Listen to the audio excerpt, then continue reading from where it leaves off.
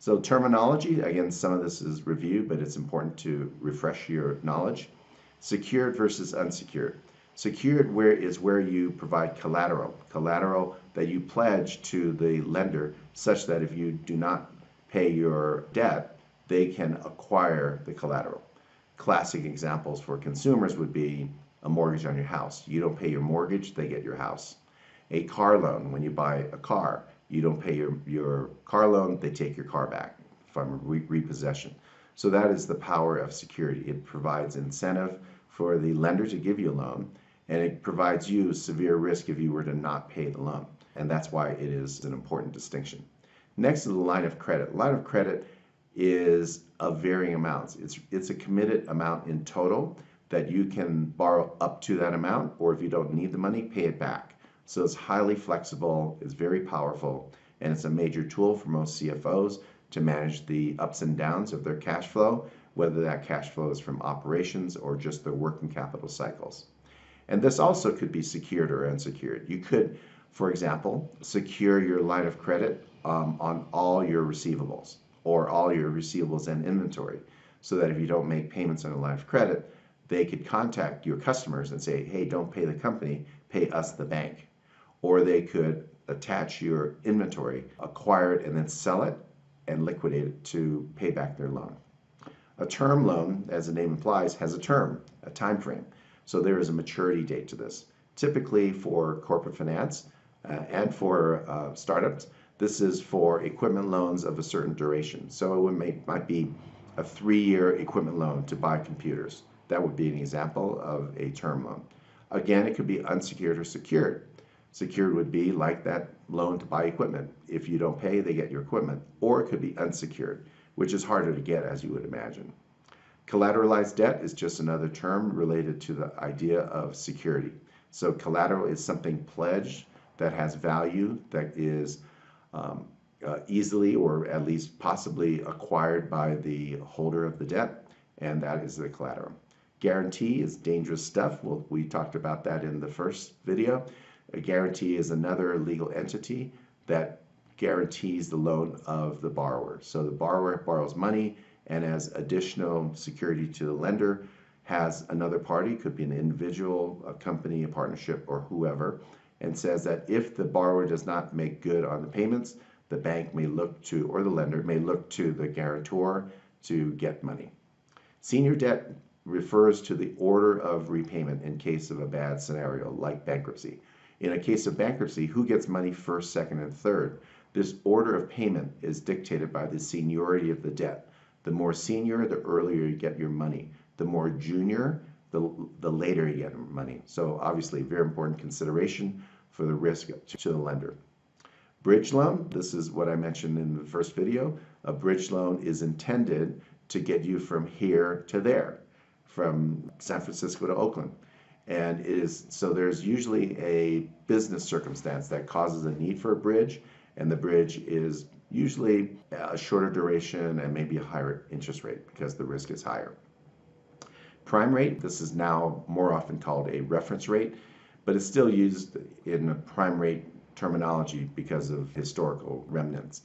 A prime rate is the rate that is provided to the bank's best customers, and that's the definition of it. But over time, the reference rate has more been a derived number based on the cost of capital to the bank. In the past, those were synonymous. That's why we use it that way. But nowadays, it is possible for a great customer of a bank to get funding or a loan below the reference rate for business reasons. So that's why we take away this notion of it's the rate a person or a company of a certain credit caliber would receive. It's now more accurately called a reference rate, which is derived by the bank. A bond rating, we know what that is. It's where you have a bond rating agencies such as Moody's or Standard & Poor's or Fitch's examine your company, your financials, etc., in order to rate it, AAA, AA, B, junk bond, etc. And related would be the concept of factoring. Factoring is where you give something of value to a lender, and then they now own that asset and then collect the cash from that asset. Most common factoring is accounts receivable. You have a lot of people that owe you money, but you need cash. You go to a factoring bank or financial institution and you sell your receivables for cash now at a discount. So you get your cash to do what you need to do. The factoring company now owns those receivables, and you contact your customers and tell them, you know that money you owed me? Well, go pay the factoring company. So that's not a very nice thing to do because it exposes a financial weakness to your customers. And lease financing is very common for startups to acquire equipment like computers. And it's where you lease something. Again, you don't own the equipment technically. You get the right to use the equipment for a number of years based on monthly payments. Very similar to you renting an apartment to live in. You don't own the apartment, you lease the apartment, and you sign a lease for a certain amount of time at a certain amount. That's what a lease is.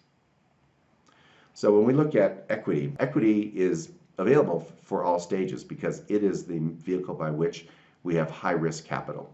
So equity could be different by source, as we said earlier. It could be you or you and your partners buying the initial stock.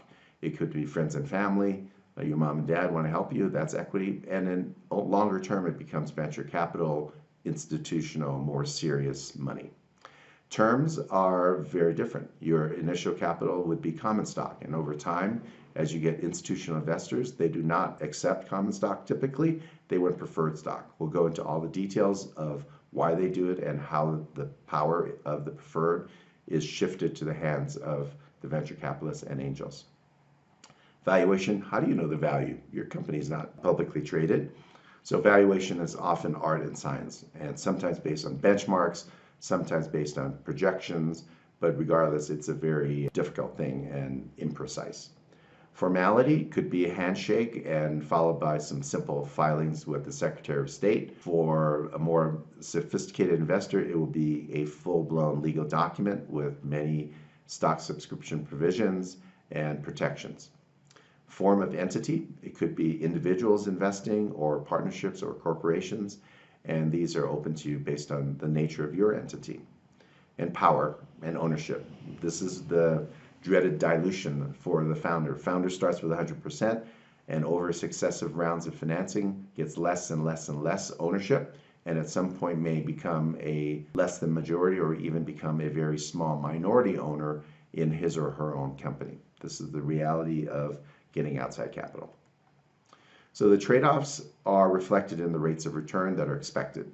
Early, the rate might be very high, like 50%, with a range of 40 to 60 for a raw seed level startup. When we get almost to being public, it'll start approaching the return that you would get as a public company. Still, it'd be less because you don't have liquidity, don't have the rigor or the validations that a public company has, but it approaches it. So as we walk up the stairway to heaven, the required rate of return will drop, assuming you're reducing risk for your company. So summarizing Chapter 7, we now see that the financial markets work, but we're at the private end, which means we don't have access or the benefits of organized markets and a lot of data. We have no markets, no organized markets, and very little data. Risk return, it varies, so now it becomes more of a judgmental aspect, similar, again, what we said, art and science. And these are assessed daily by people who are in the space, whether they're providers of equity or debt. Those who are looking at doing partnerships or even customers are doing risk return evaluations on whether to do business with your startup. And on the weighted average cost of capital, we just don't have those. We could do some machinations such as pure play or other estimations to infer things that we need for a WACC calculation. But by and large, it's not available and very, very difficult to do. All right, so that's Chapter 7, and we're going to move on to Chapter 8, which relates to securities and securities law.